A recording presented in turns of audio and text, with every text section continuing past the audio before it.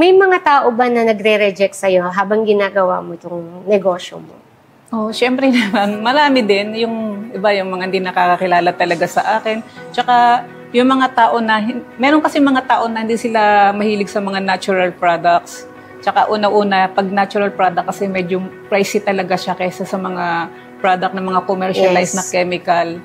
So, ayan. At tsaka kapag hindi, yung iba, pag hindi pa kilala talaga yung brand, hindi ganun kasikat, talagang i-reject ka nila eh.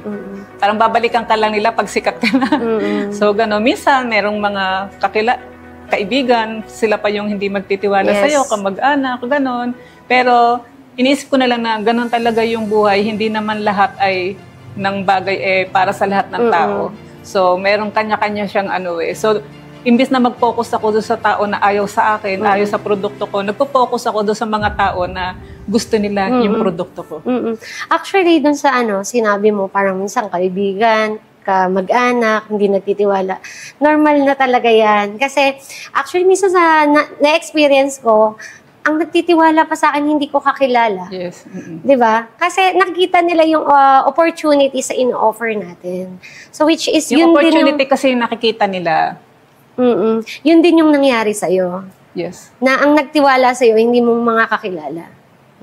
Which is yung iba na parang nagne-negosyo, hindi na pinagkatiwalaan ng minsan asawa, di ba? Parang, tigil mo na yan, walang mangyayari sa'yo. Kaya, kapatid, ano ba yung binibenta mo? Naranasan ko yun kung mga kapatid ko, naaway ko nun, ate, tigil mo na yan, kakutang-utang ka na, dahil dyan, di ko ganon-ganon.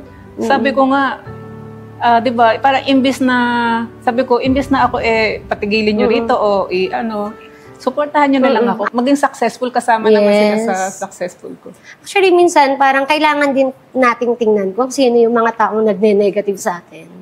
Kung sino yung nagne-negative sa atin, kunyari, ang nag-negative sa atin, wala naman palang maitutulong talaga sa atin. No? Parang pero meron din naman na mga nakasuporta rin talaga. Oo. Hindi man sila yung nakasuporta na bumibili ng produkto, pero alam mo na naniniwala sa'yo. Nandyan lang sila sa'yo. Kasi yung iba, parang hindi, kumbaga like, sumama ka sa tambay, kunyari, no? Sumama ka sa tambay, di ba magiging tambay ka rin? Yes, tama. Pero kung ikaw, naniniwala ka sa product mo, sumama ka sa mga positive na tao. Yun ang ginagawa ko, kaya sumasama ko sa ito. So yun, tama, no? So let's surround ourselves ng mga positive na tao. Kung hindi man sila naniniwala sa'yo, nagre-reject sa'yo, if family natin yan, okay lang. Kasi para naman sa kanila yung ginagawa natin, tama? Yes, tama.